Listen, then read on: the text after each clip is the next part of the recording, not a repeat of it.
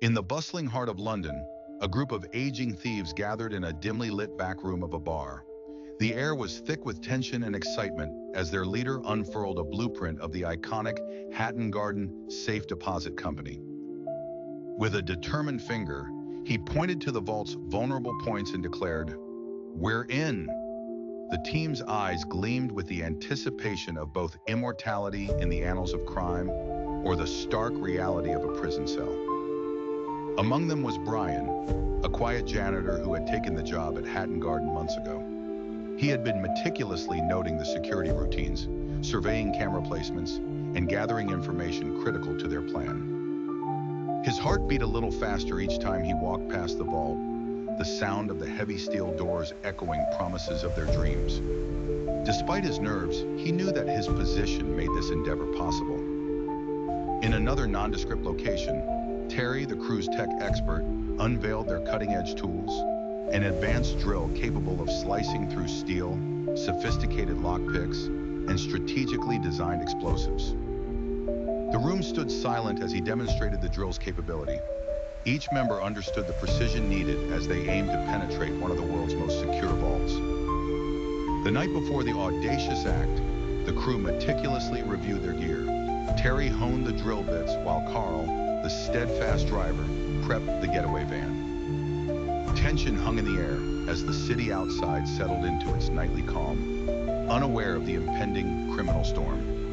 Phones were checked repeatedly for any signs of suspicion or betrayal. Under the cloak of midnight, the team silently converged at Hatton Garden's entrance. Brian ushered them in after ensuring the guard's routine had been deceitfully lulled with a drink, a lethal calm before the storm. With Terry's magician-like skills with the security system, they slipped unobserved through shadowed doors. The silent corridors smelled of metal and wood, a contrast to the adrenaline sparking inside them. Arriving at the vault room, they were dwarfed by the towers of locked metal boxes. The leader tapped the blueprint, nodding to Terry, who proceeded to set up the drill. The steel screamed under the cutting force, a stark reminder of their narrowing margin for error. Each second felt suspended in tension as Brian remained vigilant, his ears sharp to any unexpected sound. Finally, with a metallic clatter, the lock surrendered. Inside lay an Aladdin's cave. Hoards of cash, glittering jewels, and rare artifacts lined the shelves. A sense of victory surged through, though muted by the looming clock. While they hurried to fill their bags, vigilant Brian noticed a distant footstep. A heartbeat skipped. Down the hall, the approaching footfall of the night guard amplified. An anxious hush descended as the team paused mid-motion, adrenaline sharp in their veins. Relief swept over them as the guard ambled past, oblivious to their presence. Defying luck, they resumed their risky dance with time. An unexpected scream of an alarm slashed through the air, snapping their focus. It was a redundancy, an unexpected trigger they hadn't foreseen. Commands were issued with urgency. With minutes before response units would arrive, the team barely salvaged a fraction of their prize. Terry seized the payload, Carl revved the van, and the march of seconds ticked louder in their ears. In a chaotic rush, they burst from the building, shadows trailing in their wake. The van awaited like a silent savior as they flung open its doors and fled, rubber singing on tarmac. London's labyrinthine streets swallowed their retreat, though the ghosts of what lay behind haunted their drive. In the relative hush of an abandoned warehouse, the crew exhaled relief. They had outrun the current, but the storm still churned. Splitting their spoils, every eye was wary of deceit. A deviation from plan jeopardized solidarity. Unbeknownst, the heist glamour left behind a ghost, a fingerprint. The leader's absent-minded touch transferred a name into the hands of law, vigilant for their misdeeds. As dawn broke, detectives swarmed the site of London's most audacious breach. Despite dexterous execution, doubts churned amongst authorities grappling with theft sans violence or trace. Brian, blending amid daily routines, masked growing cracks in their patina of success.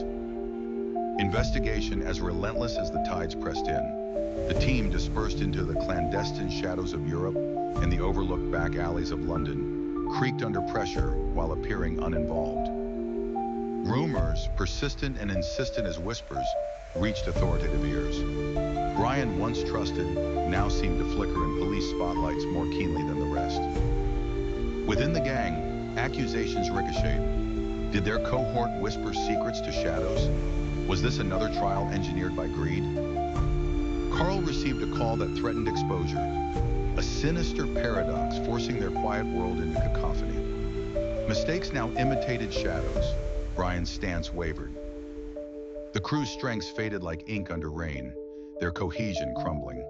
Carl buckled, though valiantly, an arrest that turned close-knit camaraderie into small glances burdened with judgment. Hope wrestled with despair as each sought salvation, questioning loyalty.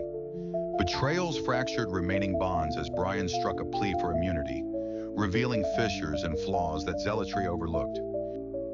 Despite fractured trust, an escape plan was whispered in desperation. Urgency, a hollowness within. But the cruel constraints of time haunted each intent. The elegant web of triumph unraveled to swift police virtue as persistence and providence closed in. A trial, public under luminous scrutiny, presented damning tales told from gritted teeth. If you like it, please but like and subscribe to the channel to receive all that is new.